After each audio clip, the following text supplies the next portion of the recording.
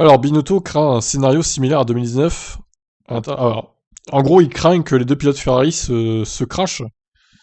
Oh là là, terrible. Ah, je pense pas, hein. Donc voyons ce qu'il dit. Ils se sont battus entre eux au début de la course et m'ont fait revivre des moments déjà vécus il y a 2 ans. Mais tout s'est bien passé, j'avais peur, ils ont pas pris trop de risques. Oui, on se souvient du crash entre Vettel et Leclerc en 2019 à Interlagos, c'était assez affolant. Ils étaient passés pour des clowns un peu les deux là, hein. Ils savent ce qu'ils peuvent faire l'un contre l'autre, j'espère les voir à nouveau se battre les uns avec les autres pilotes. Et qu'ils gardent la marge de sécurité qu'ils ont bien assimilée. Binotto n'a aucun problème à l'idée que ces pilotes se battent entre eux, tant qu'ils n'oublient pas l'objectif principal. Entre Carlos et Charles, la possibilité de se battre est toujours ouverte, mais la priorité est à l'équipe. Si se mesurer l'un à l'autre signifie ramener le meilleur résultat pour l'équipe, il n'y a pas de problème. Ils doivent le faire avec précaution, j'ai vu que Carlos a essayé de bloquer Charles, mais il ne l'a pas fait tant que ça, il a respecté nos souhaits. Le directeur de la Scuderia est conscient que la tâche n'est pas aisée pour ses pilotes, qui doivent lutter avec une voiture initialement mal née, puisque le châssis de la SF1000 de 2020 est encore utilisé. Mais bon, le moteur est quand même mieux, hein, que l'année dernière.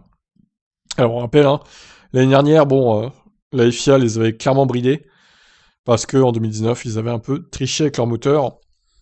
Du coup, ils se sont pas fait exclure de 2019, mais bon, ils ont dit, la FIA, bon, votre moteur là, vous calmez un peu, vous revenez dans les clous, et vous le bridez un peu pour compenser, et voilà, ils ont vécu une saison 2020 merdique, quoi, à cause de ça. Là, bon, il semblerait que ça reparte un peu de plus belle, puisqu'au final, c'est les meilleurs des autres, quoi, Ferrari, hein, au classement constructeur. Nous savons que c'est notre voiture et que nous ne pouvons pas nous battre avec les meilleurs. Elle descend de celle de l'année dernière, qui est née avec des lacunes et des défauts. En partant de cette base, elle a beaucoup grandi, et dans le bon sens. L'équipe travaille beaucoup pour 2022 à l'usine.